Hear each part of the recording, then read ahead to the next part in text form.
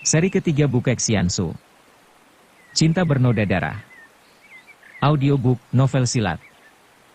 Cerita, Ho Ping Hu. Bab 25.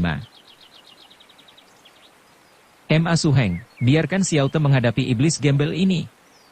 Seru Kau Bian Cinjin. Ia terhitung adik seperguruan Cui Bengkui. Mereka adalah 4 orang saudara seperguruan.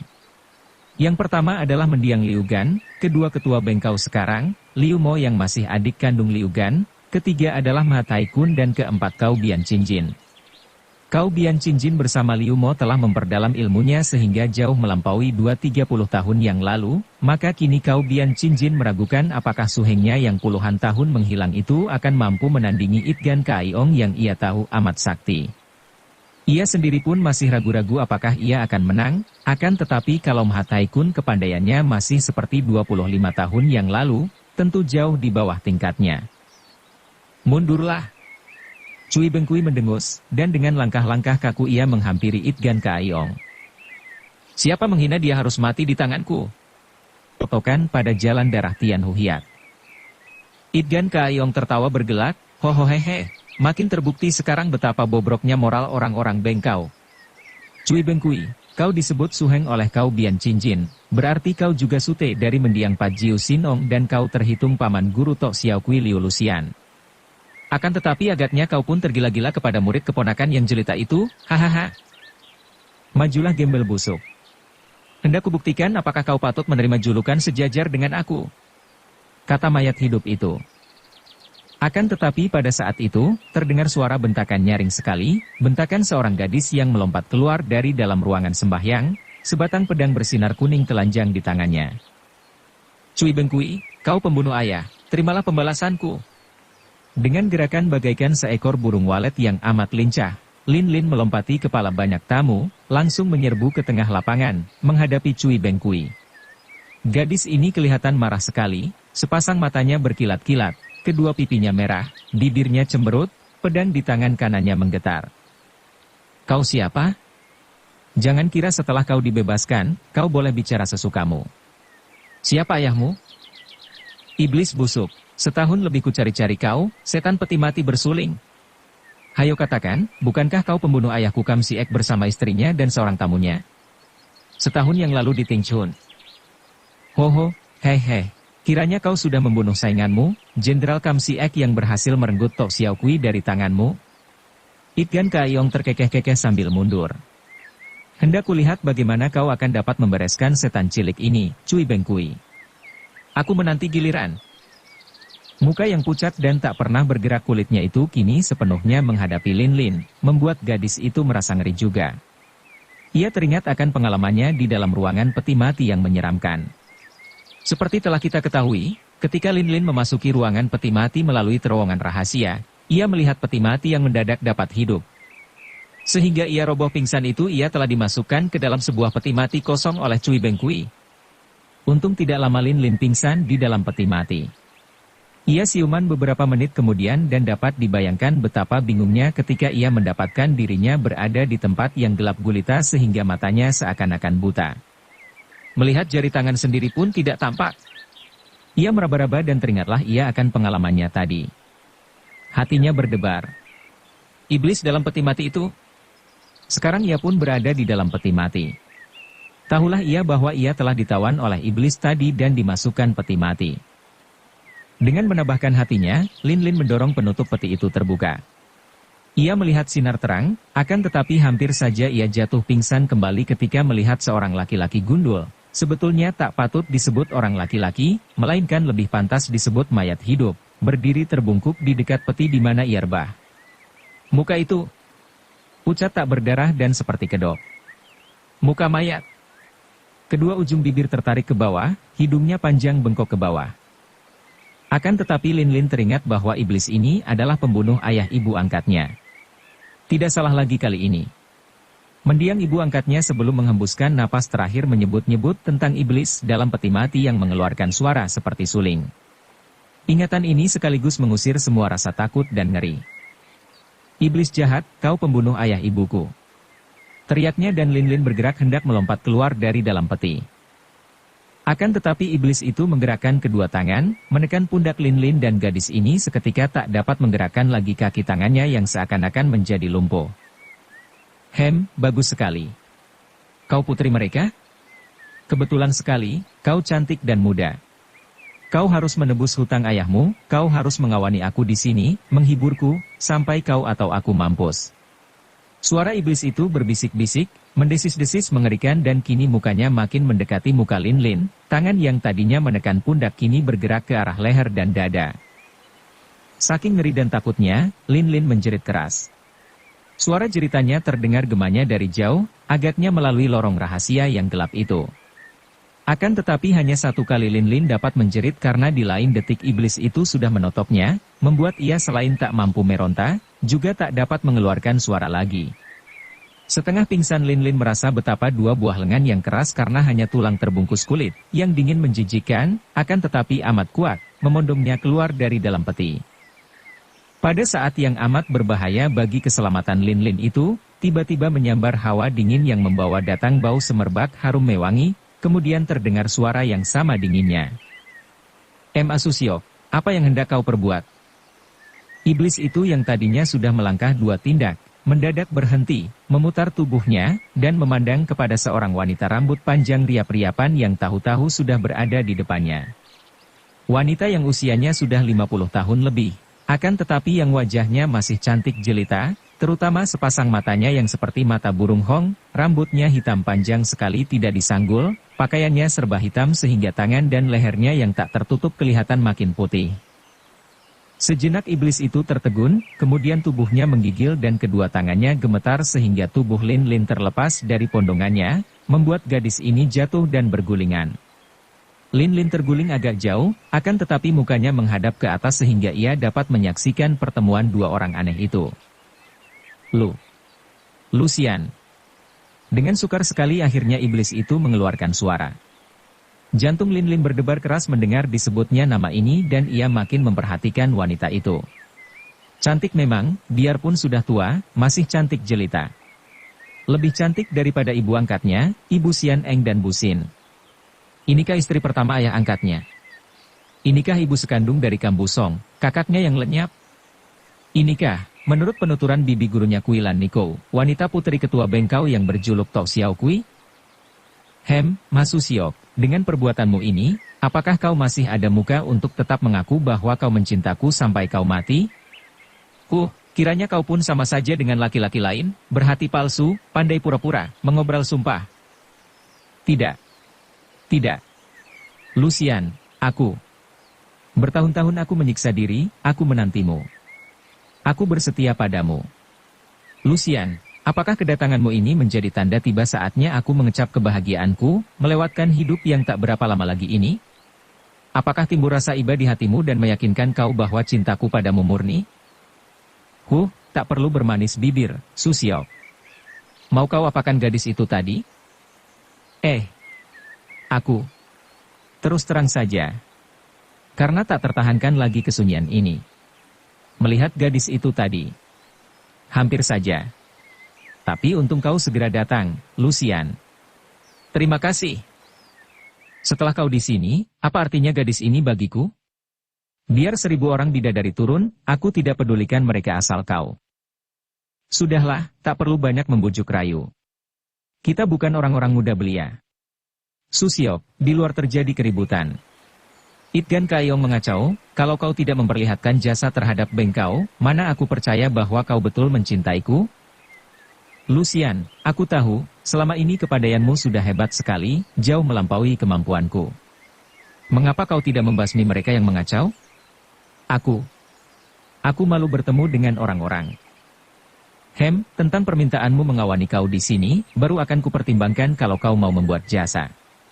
Kalau tidak, jangan harap malah aku akan mengusir kau dari tempat ini.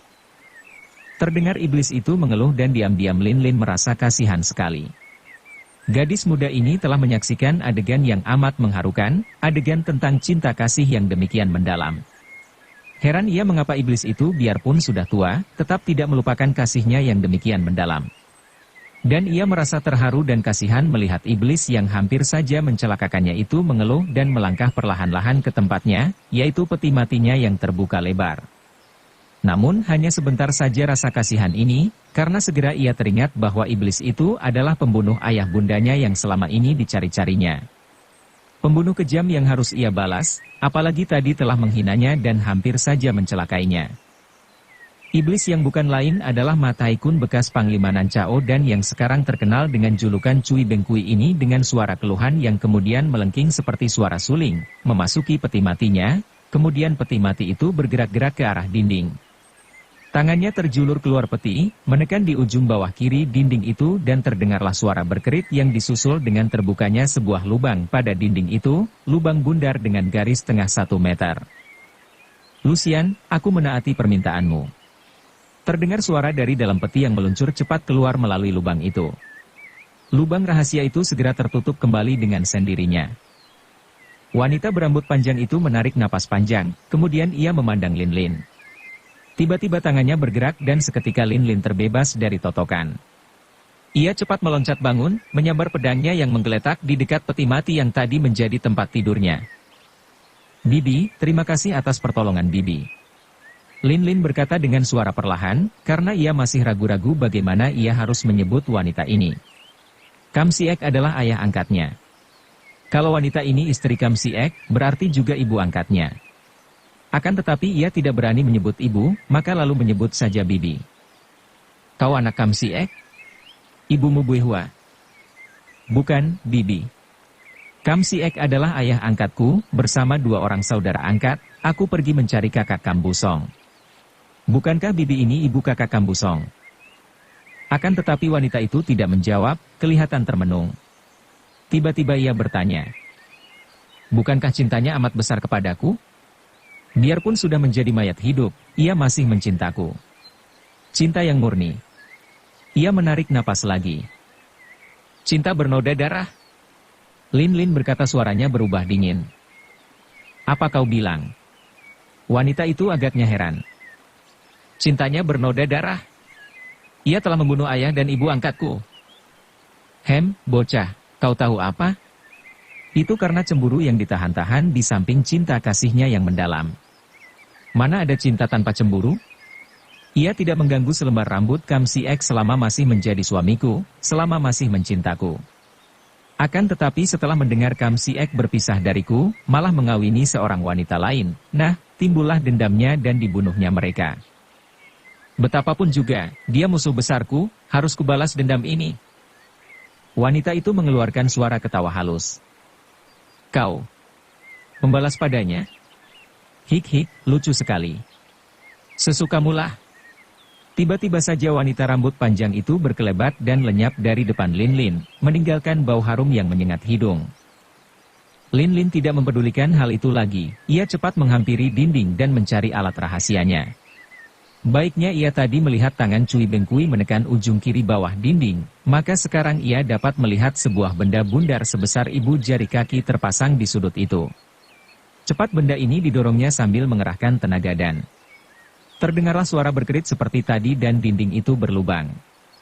Lin Lin menerobos masuk dengan pedang di depan dada, siap menghadapi segala ancaman dari depan. Kiranya lubang itu merupakan lorong sempit. Ia merangkak terus dan setelah lewat 20 meter, ia melompat keluar dari terowongan ini ke dalam sebuah ruangan di mana terdapat sebuah pintu besar yang menembus ke ruangan sembahyang. Demikianlah. Pada saat Cui Bengkui sedang berbantah dengan Itgan Kaiong, secara tiba-tiba Lin Lin muncul dan serta-merta gadis ini menghadapi Cui Bengkui dan memaki-makinya sebagai pembunuh ayah ibu angkatnya. Cui Bengkui adalah seorang iblis yang berkepandaian tinggi, selain terkenal sebagai seorang di antara 6 iblis juga ia bekas panglima tertinggi kerajaan Nancao. Tentu saja ia menjadi marah sekali ketika seorang gadis remaja berani memaki-makinya di depan orang banyak, apalagi ketika ia mendapat kenyataan bahwa gadis ini adalah gadis yang membuat ia tadi kesalahan terhadap kekasihnya, Liu Lucian. Betul aku yang membunuh Jahanam Kam Siek dan istrinya. Kau mau apa? Bocah lancang, kau punya kepandaian apa berani berlagak di depanku? Cui Bengkui. Biar akan melayang nyawaku, aku pertaruhkan untuk membalas kematian ayah ibu angkatku. bentak Lin Lin dan pedangnya menyambar. Cering! Lin Lin terhuyung ke belakang dan matanya memandang terbelalak. Kalau ia tidak mengalami sendiri, mana ia dapat percaya? Pedangnya yang menyambar leher tadi telah ditangkis oleh kuku-kuku jari tangan mayat hidup itu. Betapa mungkin kuku jari dapat membuat pedangnya terpental dan ia terhuyung. Lin Moi, jangan lepaskan dia! Tiba-tiba terdengar bentakan nyaring dan seorang gadis lain berkelebat ke dalam kalangan pertempuran dengan pedang di tangan. Enci Eng, hati-hati, dia lihai sekali. Lin Lin girang melihat Xian Eng muncul dan membantunya, akan tetapi juga khawatir akan keselamatan Xian Eng karena ia maklum bahwa kepandaian encinya itu masih jauh terlalu rendah untuk ikut menghadapi iblis yang sakti ini. Eng Moi, Lin Moi, jangan takut, aku datang. Busin melompat dengan pedang di tangan pula. Pemuda ini sejak munculnya Lin Lin tadi, sudah ingin sekali membantu adiknya, akan tetapi Liu Hui memegang lengannya dan mencegahnya sambil mengatakan bahwa Cui Bengkui bukanlah lawannya. Akan tetapi melihat kedua orang adiknya sudah berada di sana menghadapi pembunuh orang tuanya, tentu saja Busin tak dapat tinggal diam lagi. Ia memaksa diri dan meloncat ke kalangan pertempuran menemani kedua orang adiknya. Heh, bagus sekali. Kalian ini anak-anak kamsi eksi keparat? Mari kuantar kalian menyusul orang tuamu. Setelah berkata demikian, Cui Bengkui mengeluarkan suara melengking nyaring tinggi seperti suara suling, disusul tubuhnya yang bergerak ke depan dengan kedua lengan menampar ke arah Busin bertiga. Pukulan ini mengandung hawa pukulan jarak jauh yang dahsyat sampai terdengar angin bersiutan menyambar-nyambar. Busin cepat mengerahkan sinkangnya namun ia tetap terhuyung-huyung sampai 3 langkah ke belakang. Lin Lin cepat mengerahkan Hong In Ban Kin dan berhasil mengelak. Akan tetapi Xian Eng dia pun sudah mengerahkan sinkang, tetap saja ia terguling roboh. Keparat, rasakan pedangku. Sehingga hatinya serasa ditusuk. Lin Lin yang berhasil mengelak tadi kini cepat menggerak-gerakkan pedang menerjang sambil mainkan ilmunya Hong In Liusan. Pedangnya menjadi segulung sinar bundar yang cemerlang, bagaikan bola api melayang ke arah Cui Bengkui. Kiam Hoat, ilmu pedang, bagus. Cui Bengkui memuji dan pujian ini sudah membuktikan bahwa ilmu yang ia warisi dari Kim Lun Sengjin itu memang bukan ilmu rendah. Sayang bagi Lin Lin bahwa ia kurang matang dalam latihan dan tentu saja, dibandingkan dengan Cui Bengkui, ia kalah beberapa tingkat. Ketika pedangnya menyambar leher, kembali kuku jari tangan iblis itu menangkis pedang dan sekaligus tangan kanan yang berkuku runcing itu mencengkeram ke arah perutnya. Lin Lin terkejut bukan main. Pedangnya yang tertahan kuku itu seakan-akan menempel.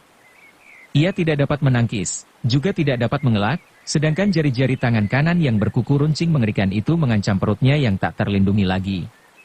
Pada saat itu, dalam keadaan terancam bahaya maut, Lin Lin menoleh ke arah suling emas, mengharapkan bantuan pendekar sakti ini. Ia melihat suling emas menggerakkan tangan kanan dan Cui Bengkui meloncat mundur 2 langkah, terpaksa melepaskan Lin Lin yang juga cepat membanting diri ke belakang dan bergulingan. Keparat, siapa main gila?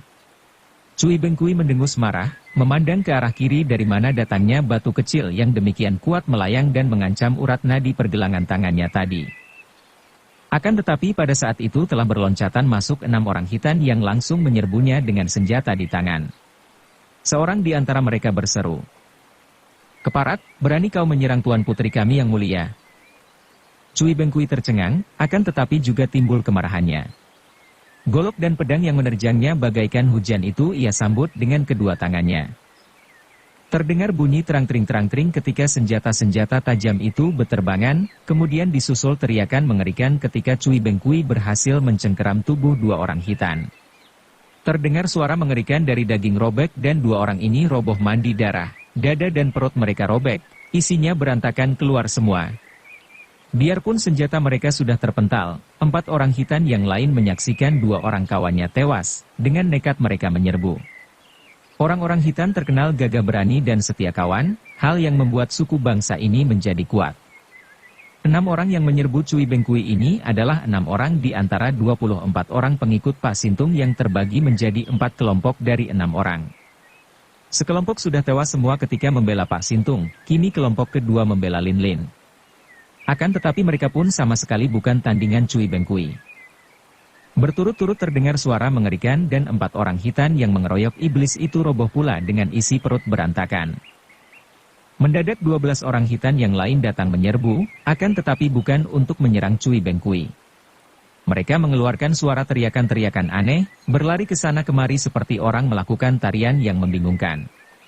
Teriakan-teriakan mereka seperti orang-orang menangis, melolong panjang dan tubuh mereka berloncat-loncatan mengitari sekeliling tempat itu. Biar Cui Bengkui sendiri dan para tamu merasa terheran-heran karena belum pernah mereka menyaksikan upacara macam ini.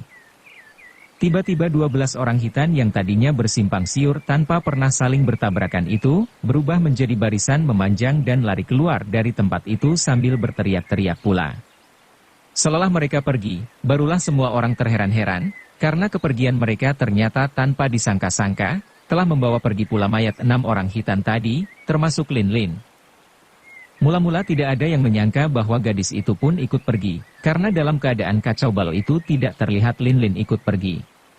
Akan tetapi ketika Busin dan Xian Eng mencari adik mereka ini, ternyata Lin Lin tidak berada di situ dan barulah mereka menduga bahwa tentu Lin Lin ikut pergi dengan rombongan orang hitan itu sebagai tuan putri mereka. Selagi mereka kebingungan dan hendak nekat menerjang Cui Bengkui pembunuh orang tua mereka, tiba-tiba suling emas sudah berada di belakang mereka dan berkata perlahan. Busin, Xian Eng, mundurlah. Dia bukan lawanmu. Tuako, dia. Dia pembunuh ayah ibu. Busin membantah. Xian Eng terharu mendengar kakaknya menyebut suling emas Tuako. Kini semua keraguannya lenyap. Jelas bahwa suling emas adalah kakaknya, Kam Busong yang selama ini mereka cari-cari, dan Busin sudah mengetahuinya pula. Dengan terharu dan air mata berlinang ia memegang lengan suling emas, berkata perlahan. Kau kakak Busong. Suling emas tunduk memandang wajah cantik itu, lalu merangkul pundaknya dan mengelus rambut kepalanya. Xian Eng, adikku, apakah baru sekarang kau tahu? Kalian berdua jangan melawannya, dia amat lihai, bukan lawan kalian. Song Koko, kau majulah, balaskan kematian ayah kita. Xian Eng berkata. Suling emas tersenyum duka, lalu menggerakkan mukanya ke arah depan. Tenanglah dan lihat, dia bertemu tanding. Ketika mereka memandang, kiranya sambil tertawa-tawa Itgan Kaiong sudah maju lagi berhadapan dengan Cui Bengkui. Di belakangnya sekarang berdiri Toat Beng Koaijin dan Tosim Lotong. Gembel busuk. Apakah kau hendak mengeroyok? Aku tidak takut, biar dua orang liar ini maju membantumu. Kata Cui Bengkui, nadanya mengejek. Hohohehe, aku tidak marah lagi padamu, Cui Bengkui. Cara kau membereskan lawan-lawanmu benar-benar menyenangkan, cocok sekali kau menjadi seorang di antara 6 iblis. Tak boleh kita saling basmi. 6 iblis harus tetap utuh. Tentang penentuan siapa paling unggul, nanti bulan 5 malam ke-15 kita main-main di puncak Taisan, Tiante Liokoi, 6 iblis dunia, akan bertemu dan saling menguji kepandaian di sana. Kau masih berani memaki Liu Lucian? Hohoho, aku tidak memakinya lagi. Musuhmu bukan aku, melainkan keluarga Shikam. Kita Tiante Liokoi semua memusuhi kerajaan Sung yang sombong. Sayang hanya Nancao yang tidak mau tahu, terlalu tenggelam dalam keangkuhan sendiri. Tanpa persatuan kerajaan-kerajaan kecil, mana dapat melawan? Mereka yang keenakan tenggelam, tentu kelak akan tahu rasa kalau kerajaan Sung sudah menyerbu dan merampas kerajaan-kerajaannya. Cui Bengkui orang Nancao, Siang Mou Sini orang Houhan, Hek Giamlo orang Hitan, aku sendiri dari Wuyu, sedangkan Toat Beng Koaijin dan Tok Sim Lotong dari Pulau Kosong di Lamhai. Kenapa kita saling bertentangan? Lebih baik Tiante Liokoi bersatu untuk menumbangkan pemerintah Sung. Hal ini selain akan mengangkat tinggi-tinggi nama Tiante Liokoi, juga akan membebaskan kerajaan-kerajaan kecil daripada ancaman Sung Utara. Ucapan Itgan Kaiong ini bergema di tengah-tengah kesunyian para tamu yang mendengarnya. Kata-kata itu agaknya termakan betul di hati mereka. Hanya utusan kerajaan Sung yang menjadi pucat lalu merah mukanya, tanda bahwa mereka terkejut dan marah. Selama ini, mereka menganggap Itgan Kaiong sebagai tokoh sakti yang tidak memusuhi Sung, karena semua tahu belaka bahwa kakek ini adalah guru dari Sumaboan, seorang putra Pangeran Sung. Siapa kira, di tempat ini, disaksikan oleh para utusan dari semua pelosok, kakek pengemis ini mengeluarkan kata-kata seperti itu. Tiba-tiba terdengar suara ketawa merdu disambung berkelebatnya bayangan yang gesit sekali. Sukar diikuti pandang mata gerakan ini dan tahu-tahu di situ telah berdiri seorang wanita berambut panjang, cantik jelita, rambutnya riap-riapan. Siapa lagi kalau bukan Siang Emoyus ini? Dari rambutnya yang panjang terurai ini tersebar bau harum semerbak. Aku setuju dengan ucapan Itgan Kaiong. Hai Hik, baru kali ini selamanya aku cocok dengan pendapat kakek gembel busuk ini. Kerajaan Houhan selalu menyambut setiap uluran menghadapi Sung. Makin tegang keadaan di situ, terutama di antara para utusan Sung. Mereka ini diam-diam memperhatikan wajah para tamu, dan tentu saja mereka mengharapkan agar tidak banyak yang menyetujui ucapan permusuhan yang dicetuskan oleh Itgan Kaiong terhadap Sung itu. Hohohehe, bagus sekali, Dewi cantik Siang Emoyus ini juga telah setuju. Nah, Cui Bengkui, mau tunggu apa lagi kau? Di antara Tian Teliokoai, sudah ada 4 tokoh yang setuju. Aku yakin yang kelima, yaitu Hek Giamlo, tentu akan setuju pula. Orang-orang Hitan selamanya tidak menaruh hati suka terhadap Sung Utara. Hati Ouyang Suan Panglima Sung yang menjadi utusan kerajaannya, makin gelisah. Bukan gelisah karena nasib dia dan rombongannya, melainkan sebagai seorang panglima dan patriot sejati, ia gelisah akan nasib negaranya.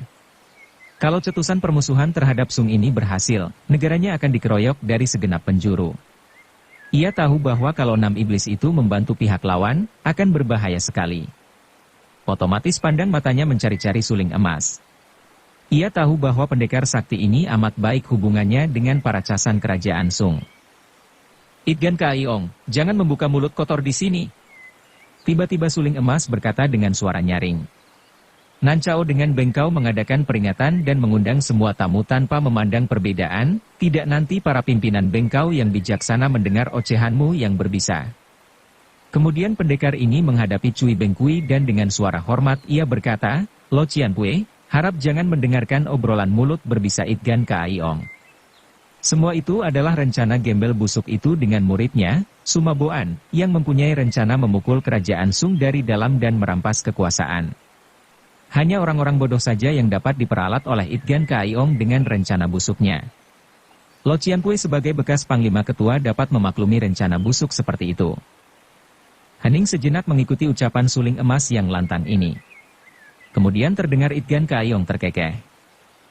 Hohohehe, Cui Bengkui tokoh besar Tian Teliokoai, mana bisa dibujuk seorang bocah dengan lidah tak bertulang? Cui Bengkui, kau tentu tahu siapa dia? Dialah yang disebut suling emas, bocah sombong yang mengandalkan kepandaian yang diwarisinya dari Kim Mo Taisu menurunkan beberapa ilmu. Tapi, kau tentu tidak menduga bahwa dia ini sebetulnya bernama Kam Busong, keturunan satu-satunya dari bekas kekasihmu Liu Lucian dan Kam Siek. Hehe, dia ini anak musuh besarmu, dialah buah daripada percintaan antara kekasihmu dan jenderal itu. Mendadak Cui Bengkui mengeluarkan suara melengking tinggi dan serta-merta ia menubruk suling emas dengan serangan maut dari kuku-kuku jari tangannya. Suling emas sendiri kaget setengah mati mendengar betapa Itgan Kaiong membuka rahasianya. Ia tidak tahu bahwa kakek itu mendengar rahasia ini dari Sumaboan yang bersama Sian Eng telah dapat mengetahui rahasia suling emas. Kini hal itu dijadikan senjata oleh Itgan Kaiong untuk membakar hati Cui Bengkui dan berhasillah usahanya karena Cui Bengkui yang merasa amat sakit hati terhadap mendiang Kam Siek yang merampas kekasihnya, kini marah sekali mendengar bahwa suling emas adalah anak jenderal itu bersama kekasihnya, Liu Lucian. Namun suling emas bukanlah seorang lemah. Jauh daripada itu, ia malah seorang sakti yang memiliki ilmu tinggi. Menghadapi serangan mendadak yang amat dahsyat itu ia berlaku tenang, cepat kakinya menendang bumi dan tubuhnya melayang ke belakang menghindari terjangan hebat. Lo Cianpue, sabarlah. Aku tidak ingin bermusuhan denganmu. Pertama karena terpaksa ia menghentikan kata-katanya karena pada saat itu Cui Bengkui sudah menubruk dengan tangan kanan memukul ke arah dada sedangkan tangan kiri dengan jari-jari terbuka mencengkeram ke arah ubun-ubun kepala. Hebatnya bukan kepalang serangan ini, apalagi dibarengi bentakan yang demikian nyaringnya sehingga banyak tamu yang kurang kuat roboh lemas. Suling emas terkejut. Ia sendiri merasa betapa jantungnya tergetar oleh bentakan ini dan maklumlah ia bahwa mungkin selama puluhan tahun bersembunyi di dalam peti mati telah mendatangkan semacam tenaga gaib yang amat mujizat dalam bentakan mayat hidup itu. Ia maklum bahwa kalau ia mengadu tenaga menangkis, tenaga sinkangnya akan berkurang oleh suara bentakan yang melengking tinggi mengerikan itu. Kembali ia meloncat ke samping menghindarkan diri sambil mencabut sulingnya. Begitu ia menggerakkan sulingnya, terdengarlah suara melengking kedua yang jauh bedanya. Kalau suara melengking yang keluar dari kerongkongan Cui Bengkui terdengar kasar seakan-akan hendak mencopot jantung memecahkan anak telinga, adalah lengking yang keluar dari suling-suling emas terdengar lemah gemulai, halus lembut dan merdu, namun juga mengandung tenaga mujizat yang seakan-akan mencopoti semua urat syaraf dalam tubuh. Kembali banyak tamu terguling roboh, merintih-rintih, merasa seluruh tubuh seperti ditusuk-tusuk jarum. Karena kau adalah tokoh Nancao. Suara suling emas terdengar jelas mengatasi dua suara melengking. Kedua, karena kesetiaanmu terhadap ibuku sehingga kau rela hidup menderita. Kembali ia menghentikan kata-katanya karena serangan Cui Bengkui makin dahsyat. Gerakan kedua lengan tangan Cui Bengkui merupakan lingkaran-lingkaran yang mematikan semua jalan keluar. Tak mungkin kali ini suling emas mengelak lagi. Terpaksa pendekar sakti ini mengerahkan tenaga, menangkis dengan sulingnya sedangkan tangan kirinya dengan jari terbuka didorongkan ke depan menyambut pukulan tangan kanan lawan. Lengking suara Cui Bengkui berubah menjadi pekik kemarahan dan kesakitan ketika tangan kirinya terpukul suling dari samping. Agaknya ia merasa sakit, maka dengan kemarahan besar ia memusatkan tenaganya pada tangan kanan yang disambut tangan kiri suling emas. Des. Telapak tangan suling emas bertemu dengan tangan Cui Bengkui. Pertemuan dua tenaga raksasa yang tidak kelihatan ini akibatnya luar biasa. Sejenak keduanya seakan-akan tertahan dan tangan mereka saling tempel melekat, akan tetapi beberapa detik kemudian, keduanya terhuyung ke belakang. Suling emas tak dapat menahan dirinya, terjungkal dengan muka pucat, sedangkan Cui Bengkui terhuyung-huyung dan berdiri dengan napas terengah-engah, tubuhnya menggigil. Busin dan Sian Eng cepat menghampiri kakak mereka itu, membantunya bangun. Suling emas meramkan mata sebentar, kemudian tersenyum, membuka mata dan menggoyang-goyangkan kepalanya. Mundurlah kalian. Aku tidak apa-apa. Katanya, siap untuk menghadapi Cui Bengkui yang ganas. Dengan wajah penuh kekhawatiran, Busin dan Sian Eng mundur. Suling emas sudah berdiri dan kini dia merasa penasaran. Mayat hidup itu tidak tahu diri, pikirnya. Tidak tahu bahwa ia sebagai orang muda sudah mengalah banyak. Ia berlaku sungkan karena mengingat akan ibunya, ingat bahwa orang ini adalah seorang yang sengsara hidupnya karena cinta kasihnya terhadap ibunya. Inilah sebabnya mengapa ia masih berlaku sabar sungguh pun ia tahu bahwa orang ini adalah pembunuh ayahnya. Ia sudah banyak mengalah. Siapa kira, Cui Bengkui malah menggunakan kesempatan selagi ia mengalah itu untuk mencelakainya, dengan melontarkan pukulan tadi. Ia dapat menduga, itulah pukulan maut yang kata orang disebut Cui Bengciang, pukulan pengejar roh, yang selalu menjadi buah percakapan para tokoh tingkat tinggi dengan hati kagum karena selama ini, belum pernah ada yang sanggup mengatasi pukulan maut itu.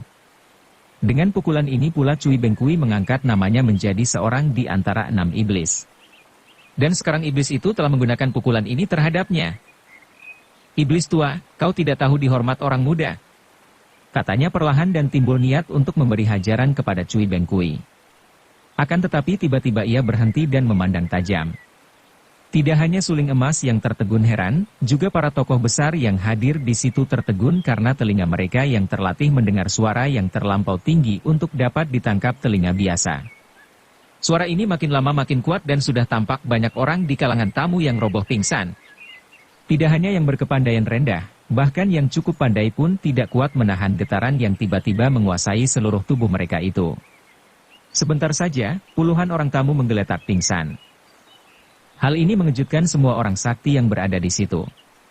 Ketua Bengkau sendiri tampak duduk tak bergerak mengerutkan keningnya, kelihatan mengerahkan tenaga batin untuk menolak pengaruh seperti pembawaan iblis ini. Namun diam-diam ia bertukar pandang dengan sutenya, Kau Bian Cinjin, karena timbul dugaan di dalam hatinya. Kiranya Kau Bian Cinjin juga merasai hal yang sama dan mempunyai dugaan sama pula, ternyata dari pandang matanya. Mereka itu sebagai tokoh-tokoh tertinggi Bengkau, hanya pernah mendengar mendiang Pak Jiu Sinong, suheng mereka, mendongeng tentang guru besar Bengkau yang memiliki kesaktian sebagai dewa-dewa di langit. Di antara kesaktian-kesaktian itu, kata Pak Jiu Sinong, yang pernah dilihat oleh ketua Bengkau pertama itu adalah ilmu yang disebut Coan Ini Huntu, yaitu ilmu mengirim suara gaib merampas semangat. Ilmu ini merupakan cabang daripada ilmu Singgani Huntu, semacam ilmu merampas semangat melalui pandang mata, hipnotis, Hanya bedanya, yang pertama menggunakan kaikang yang disalurkan melalui getaran suara dalam untuk mempengaruhi orang lain, sedangkan yang kedua lebih menggantungkan kepada kekuatan yang disalurkan melalui pandang mata.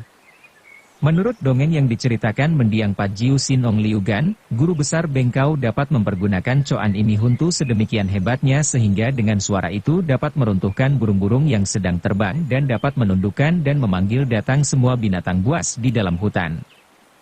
Kini mereka mendengar suara bernada begitu tinggi dengan getaran aneh yang amat kuat, tentu saja timbul dugaan apakah ini gerangan yang disebut Coan Imi Huntu. Kalau benar demikian, siapakah orangnya yang sanggup menggunakannya?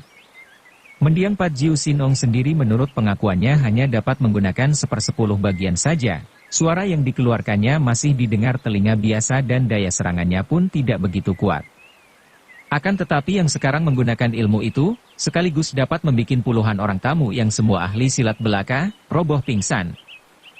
Kalau dua orang tokoh Bengkau itu menduga-duga, maka tokoh-tokoh lain, termasuk orang-orang sakti seperti Itgan Kaaiong, Toat Bengko Aijin, Tok Sim Lotong, Siang Mou Sini, Suling Emas dan lain-lain, menjadi terkejut dan terheran-heran.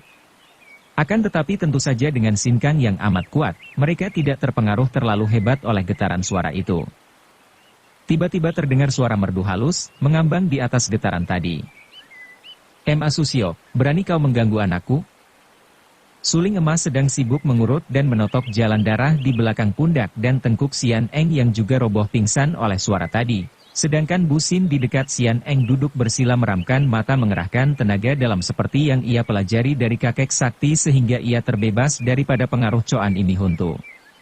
Ketika mendengar suara ini, Suling Emas menjadi pucat mukanya, cepat ia melompat berdiri dan memandang dengan mata terbelalak dan kedua kaki pendekar ini menggigil.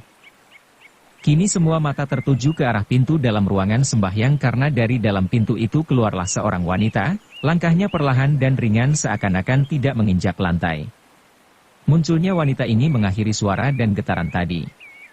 Langkahnya ringan, sikapnya agung dan pribadinya mendatangkan kesan yang bermacam-macam. Ia sudah tua, sedikitnya 50 tahun usianya, namun masih cantik jelita mengagumkan. Bentuk mukanya yang manis berkulit putih, memerah dadu di kedua pipinya, hidungnya kecil mancung, mulutnya kecil dengan bibir merah dan indah bentuknya, seperti gendewa terpentang. Sepasang matanya menyaingi mata burung hong yang sedang berahi, dihias bulu mata panjang hitam melentik, dilindungi sepasang alis kecil panjang menjungat ke atas di bagian ujungnya, dagunya meruncing dan sedikit pun tidak tampak tanda-tanda keriput. Hanya ada rambutnya terdapat tanda usia tua. Rambutnya tebal dan panjang terurai sampai ke lutut, menutupi seluruh tubuh bagian belakang, akan tetapi rambut itu sudah tampak berwarna dua karena banyaknya rambut putih terselip di sana-sini. Hanya 3 orang saja di seluruh ruangan itu yang mengetahui dengan pasti siapa wanita ini.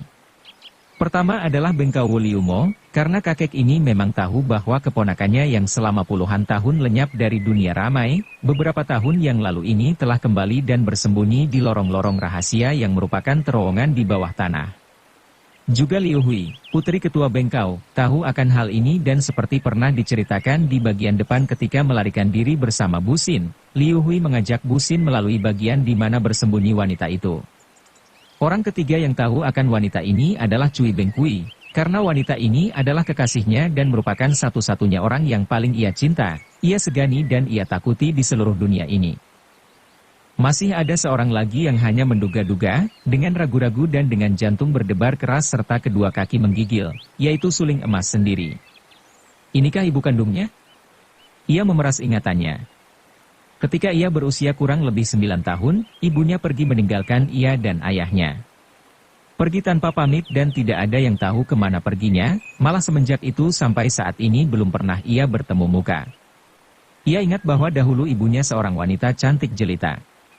Ketika pada saat itu tercium olehnya bau harum semerbak yang juga tercium oleh semua orang pada saat wanita itu muncul, teringatilah Suling Emas. Tak salah lagi, inilah ibu kandungnya.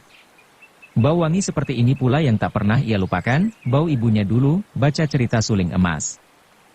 Akan tetapi ia menahan perasaannya sehingga lidahnya yang sudah bergerak, bibirnya yang sudah gemetar hendak meneriakkan panggilan itu ia tahan.